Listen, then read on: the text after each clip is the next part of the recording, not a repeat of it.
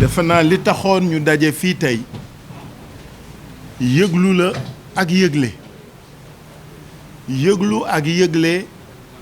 ci li nga xam ni moom nañu jàmmaar lool ci processus bi actuellement fi mu toll bi nga xam ni moo ci ëpp solo mooy cas yu flagrant yu mel ni yi Kédougou. Je pense que li xew Kédougou c'est énorme, c'est difficilement acceptable ba tax na kenn mënul génnee ci suñu xel ni politique lalu ko. Attitude préfet ba,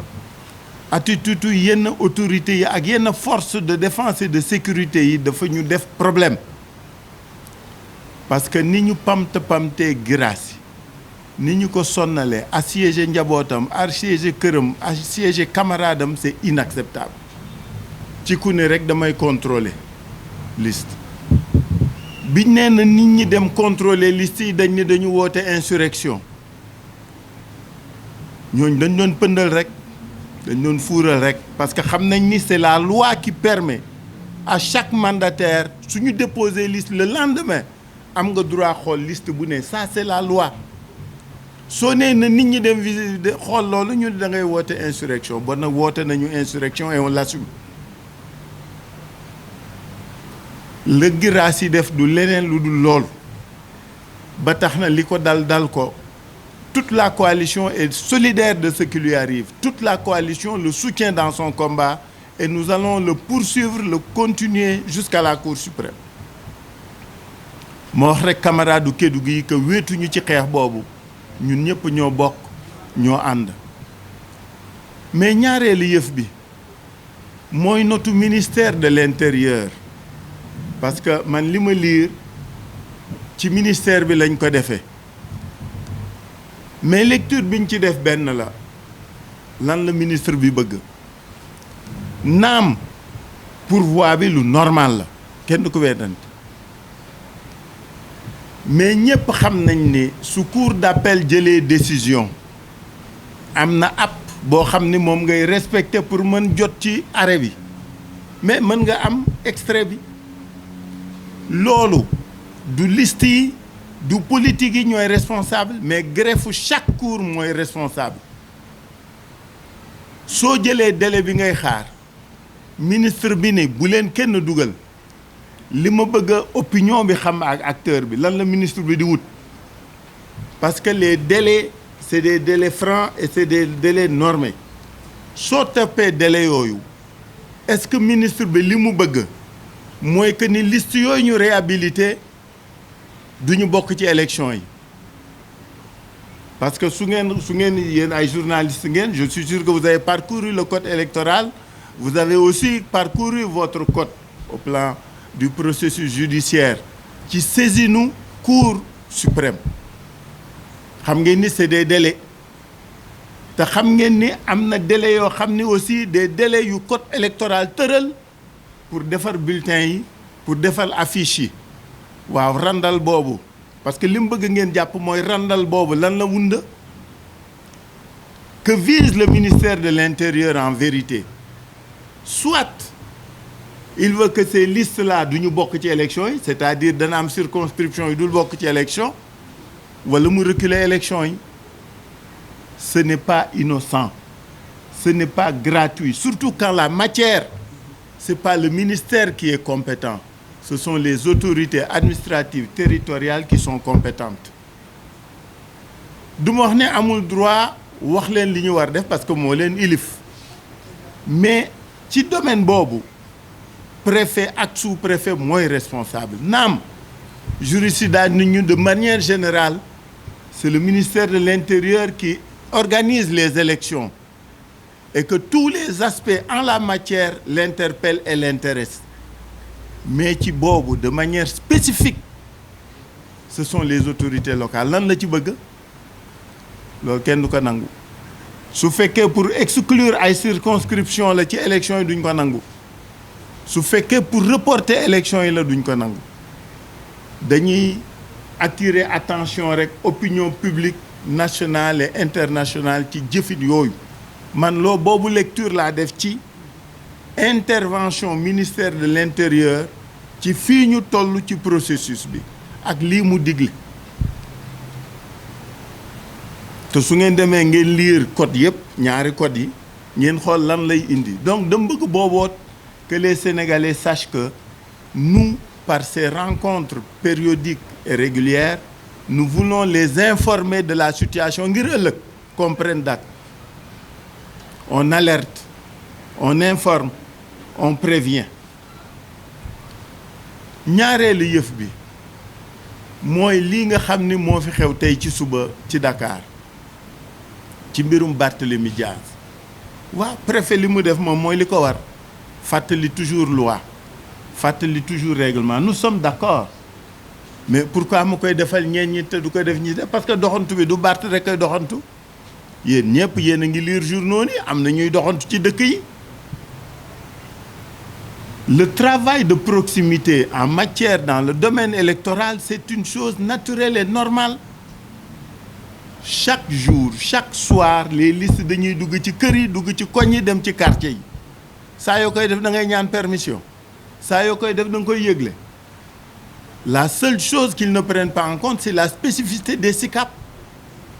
soo jógee jëppal dugg Liberté jëm Derklé ay cité ngay romb ak mbedd. su ngeen doonee fukk il faut que mu doon mbooloo est-ce que yaa ngi taxaw non yaa ngi dox yaa ngi distribuer flyers yaa ngi yëglu waaw looloot il faut informer non su fekkoon dañ ne dañuy marche su fekkoon dañ ne dañuy rassemblement ñun xam nañu yoon du ñu jalgati yoon su fekkoon Barth li mu def du yoon daañ ko wax ni ko du yoon mais quartier woo quartier nga ànd ak nit ñu bariwul parce que ñëpp xam nañ ni ñi ko àndaloon bariwuñu nga yor di distribuer flyers kooku amul trouble à l'ordre public bloqué woo tali xataloo mbedd bloqué woo oto soo duggoon Grand Yoff doo am problème boobu parce que ci suuf si ngay dox kenn du la trouble à l'ordre public mais soo duggee ci Sicap yi da ngay génn fii dugg fii donc da ngay romb tali bi tali yu mag ak tali yu ndaw donc il faut que ñu delloo ci xel yi il faut que ñu delloo ci xel yi parce que nag gis nga fii ñu toll day metti rek nag parce que kenn du fi mën tere kenn ci lu mu moom ci lu mu war ci lu mu bëgg ci lu muy def nit ki li ko yoon may dakaa jël ba mu mat sëkk et ça je crois qu'il faut qu'on se comprenne moo tax ma ni préfet bi duma ko critiquer ci li mu rappeler yoon parce que mooy rôle am day def travail d'information et de prévention mais nay sóor nag ñaari yëf li ñu def tey du jalgati yoon li ñu def tey am na ñu ko jëkke te kenn deful lu leen mise en garde ba di leen yóbbu commissariat c'est 2 poids 2 mesures yooyu moo fi war dakk su fekkee suñu autorités yi bëgg nañu ñëpp d'accord ci li ñuy def ñëpp ànd ci li ñuy décider mais su ñenn ñi sentiree ne kumba am ndey la ak kumba amul ndey kenn du ko nangu kenn du ko nangu ça je crois que il faut que les gens soient d'accord là-dessus mais defar yoon rek ñëpp xam nañ ñun ñu yoon rek la ñu xam yoon rek la ñu bëgg yoon rek la ñu tàmm c'est pourquoi boobu moo volet boobu aussi dama bëgg ñu jàpp ci ñetteeli volet bi ñu fi woote léegi mooy dañu wax nag suñu camarades yi suñu mandataires yi ñëpp nañu waxati maa ngi woo insurrection nañu bind cour d'appel yëpp parce que xam nga soo deful saisine bi dafa ay délais yuy courir entre bi ngay laaj kayit gi ak bi mu la koy jox ak bi ngay mën saisir cour suprême ñuy wax suñu mandataires yëpp yi nga xam ni seeni liste kii na instruire nañu suñuy avocat pour que ñu saisir toutes les greffes depuis ce matin pour laaj leen suñu arrêt yi pour ñu mën def processus de saisine à la cour suprême nañ ko laaj nañu bind Cheikh Youm fàttali na ko léegi dama koy baamtuwaat suñu camarades yëpp nañu dem bind cour d'appel yi bind greffe yi parce que wax nañ dëgg juge bi yoonam nekkut ci ba mu àttee la ca pare mais greffe bi mooy def loolu nañu bind greffe yëpp ngir ëllëg parce que yoon moom du wax bind la sooy dem ci juge da ngay bind donc nañ bind nañu dem ci greffe yi ñu kii la ma profite ci rafetlu décision wu cour d'appel yenn ils ont été de vrais magistrats, ils ont été courageux. xëy na ñu daañu inspiré ñi ci des na gaa yi yeewi seen buumu ragal yeeg buumu kii ñu def parce que nag fii lu dul yàlla neen la te kenn yor fi wërsëgu kenn nag kenn yor wërsëg magistrat bi jàng juróom-ñaari at après son bac ñu def ko magistrat mu doon magistrat fukki at ak juróom lu dul yàlla waralatu ko ragal et il juge au nom de nous tous et devant Dieu lan lay ragalati xanaa affectation bu naqadi donc lu fi jaral yenn yi moo tax ñuy féliciter que encourager ñi nga xam ni am nañu taxawaay boobu ñi ci des ñu di leen exhorter ñu jël exemple ci ñooñu waxtaanu tey fi ñu koy jeexale mooy que ni dañu jëm ci élection gis nga élection locale yi ñu jëm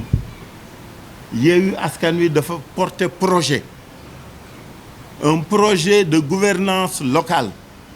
un projet de développement territorial arguments yi ñu yor ñun ce ne sont pas des arguments musculaires ce ne sont pas des arguments de violence verbale mais nous allons proposer aux Sénégalais de quoi rêver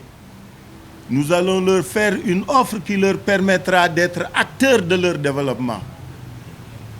nous sommes porteurs d'un projet qui inclut, qui permet la participation, qui permet la décision, mais qui permet aussi d'être ceux qui profitent du fruit de leur implication et de leur responsabilisation. Projet bu yaatu bu wóor bu dëgër de développement local boo xam ni day jóge ci kaw ba ci suuf impacté ci la manière dont le gouvernement, dont l'État est organisé, il fonctionne. On va vous proposer un très beau projet de développement local. Ce projet de développement local donnera droit aux citoyens sa capacité, toute sa capacité à être responsable de son destin. Loolu mooy ñu li ñu yor looloo ñu wund loolu la ñuy jaay mais du xuloo du xaste du jaay doole mais nag c'est comme le porc-épic qui s'y frotte s'y pique. Je vous remercie.